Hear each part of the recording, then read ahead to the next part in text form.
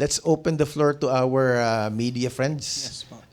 Go ahead, please, sir. State Yes. your name, Yes please. po. Ma'am, Red Mendoza po from the Manila Times. Nice to see you po again, ma'am. Where are you, Red? Red. Yes, Oh, yes po. magkausap lang tayo Yes, nag-usap tayo online. ng Monday po, ma'am. Yes. Ma'am, i-follow up ko na lang po yung tungkol po doon sa...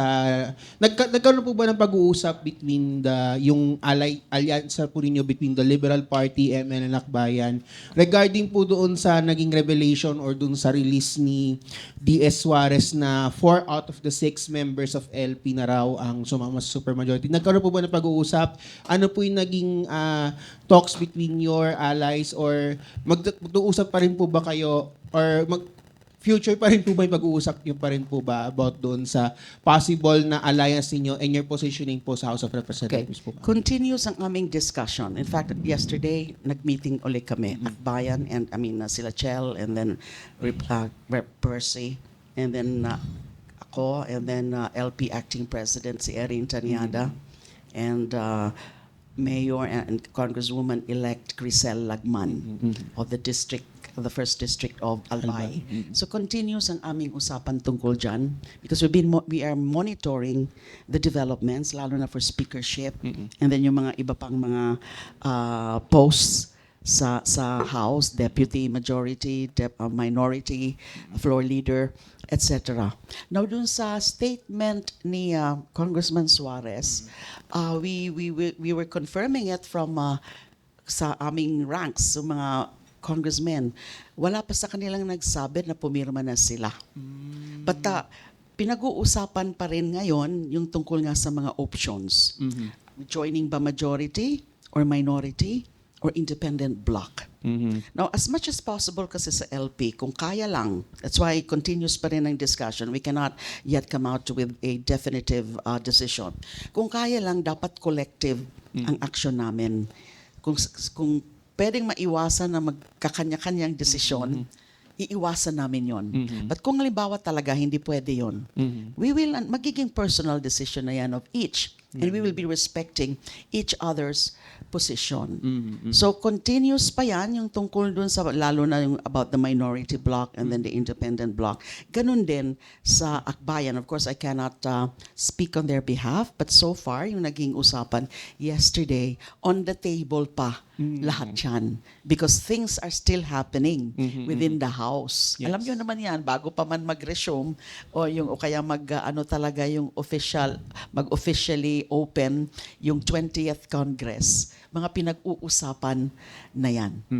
Ma'am, last question na lang on my end. Kasi last Tuesday po, in-announce po ng House ng appointment ng isang spokesperson in the name of Attorney Princess Abante.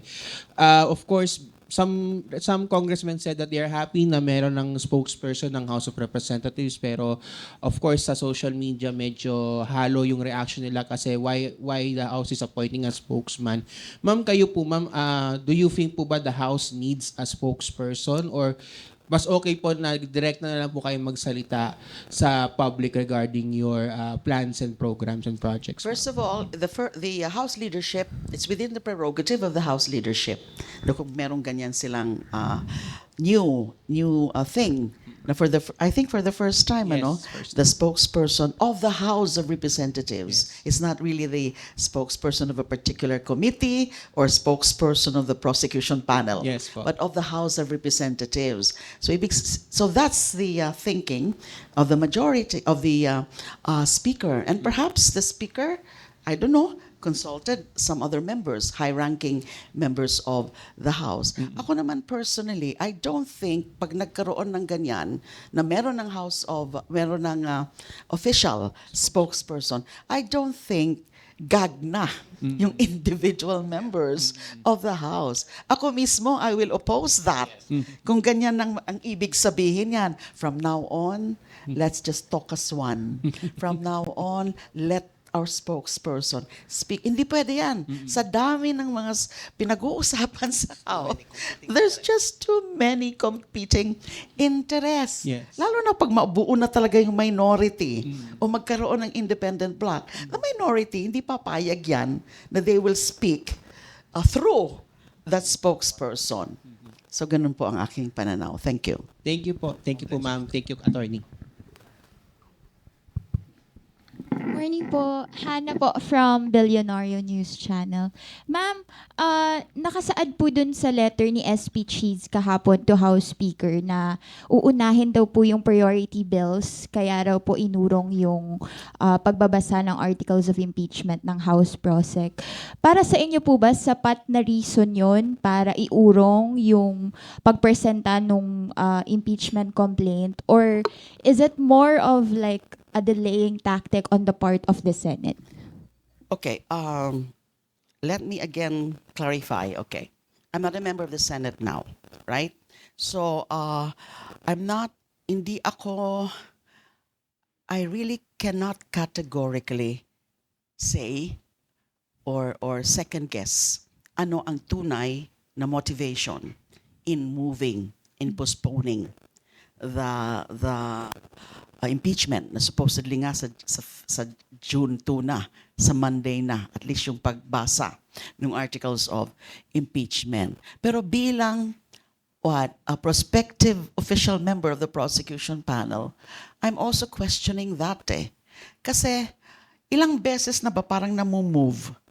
And I'm talking about sa House mismo, hindi ka agad talaga pinadala kasi ang naging reason nila, excuse, so to speak, is budget hearings. Prioritize yung budget hearings bago nila kinonsider yung mga complaints, bago rinifer doon sa Secretary General sa Office of the Speaker. So, eto na naman, ganyan na naman ang nagiging reason. Ay, teka muna, hindi pa kami pwede mag-focus dyan kasi meron muna kaming mga priority legislative bills.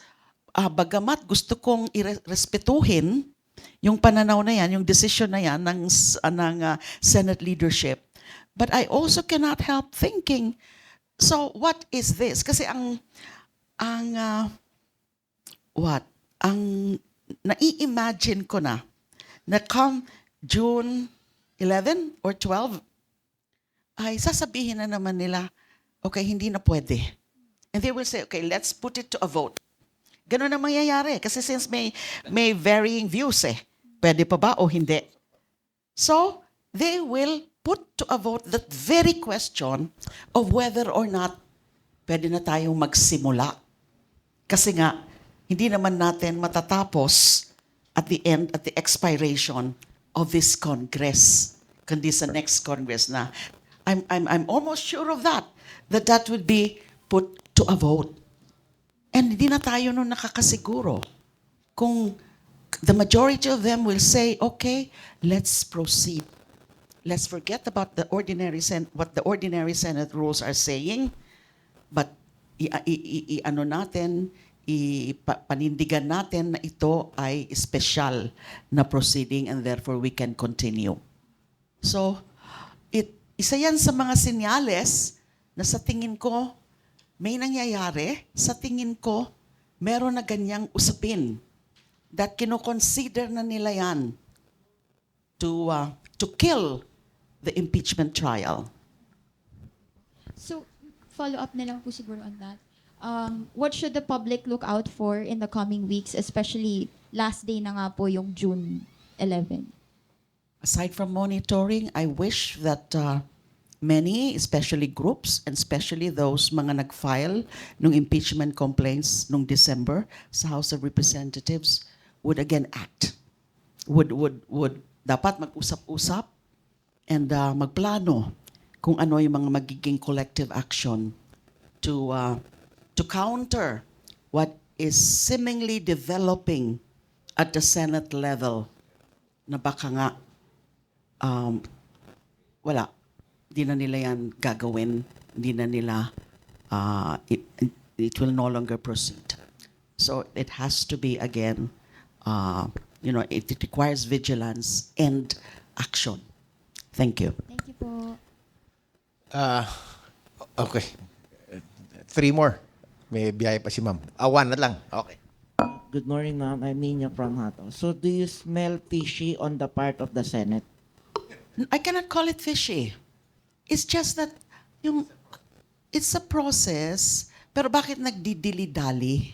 Hindi natin nakikita yung talagang collective will or even yung will mismo ng Senate leadership na nung una nga, ganun na ang ginawa na instead of i-continue dapat, nung tinansmit na, sinimulan na dapat, nung tinansmit na yung articles of impeachment sa kanila, the Senate President says that we will tackle it in June when we resume session after the election break. Because that is clearly, para sa akin, violative of what the Constitution says about yung forthwith trial by the Senate shall forthwith proceed. So do you think that the president And then also- it's constitutional. That term forthwith, shall forthwith, is there in the Constitution. No, linabag na kaagad yun at that point. So do you think also noon yung pronouncement of the president for many times is or nakipag-usap na kaya si president sa Senate leadership para magkaroon ng ganung ano? I cannot speculate on that. Ang masasabi ko lang is sa mga statements na yon, public statements, may epekto rin yan. Doon sa pagdidili-dali. As one author ng isang article of impeachment dun, ma'am, do you think kailangan nyo ng questionin sa Supreme Court yung process ng Senate right now? Pag-uusapan po namin yan at the proper time, in due time. Thank you. One last question, ma'am, from media before we wrap it up. I know that your brand, ma'am, is we start on time, we end on time. And at the same time, you have to go somewhere else. Yes, ma'am, please, go ahead. Good morning po, Crizo Lopez from EuroTV. Kung about dun sa tahasang hindi pabor si President Marcos dun sa impeachment, do you think this is interference dun sa justice or undue influence pagdating din sa Senate? Influence, I cannot really say, but the interference, I cannot really say that. Doon kasi sinasabi nga niya na hindi ko talaga gusto yan. And then in another statement, he would say, bahala na, kongreso yan. That's a congressional matter. And because of the separations of power, hindi siya makikialam. But in reality and psychologically and how things work in both houses of Congress, any statement from the president relative to a very significant matter like impeachment certainly holds weight. So yun. So sana, kung ako lang, I'm not trying to impose on the president. Kung ako lang, hindi na dapat nagsasalita since he said na this is a congressional matter. So hindi na siya makikialam. So kung hindi makikialam, wag na lang sana unnecessarily giving those remarks and statements na nakakaapekto kahit papano sa resolve ng Congress to do its constitutional mandate. Thank you. Sa nakikita po ng publiko, mixed signal yung sinasabi ni Pangulong Marcos kasi ayaw niya ng korupsyon pero yung issue ni Vice President is corruption or hindi maayos sa paggamit ng pondo. First thought lang, Kong, sa tingin niyo pang to-tolerate ito ng Pangulo sa ganitong issue? Kaya nga we are pushing really for the impeachment trial to proceed. Kasi nga para makita na natin at yung accountability. So, yun, political, it's a matter again of will, leadership will, na palagi dapat nakatingin sa konstitusyon. Yes, there are political considerations, pero alin ang mas matimbang? Di ba yung mga nakasabi sa constitution, lalo na yung accountability? Yun lang, yung impeachment lang nga ang paraan para mapaalis ang high public officials like the Vice President. Tapos, hindi nyo siseryosohin on the face of the evidence so far presented. And then yes, magpa-file ng kaso because that would be separate. Ganun naman nakasabi sa Constitution. You know, it cannot prejudice yung impeachment proceedings sa mga criminal or whatever cases ang pwede pang i-file, like plunder, graft, and corruption. Pero yung reality about, again, we talk about cases, ilang taon na naman yan. And in the meantime, the public will suffer the ignominy of a high public official. Yun po ang masasabi ko. Thank you. Well, there you have it, guys. We heard our crusader talk about impeachment, talk about a little bit of the election results, the ICC, and some of the programs for ML. Usually, we try to wrap up things, but kung okay lang sa inyo, ma'am, I'll give you 2-3 minutes to deliver a personal message to our listeners and viewers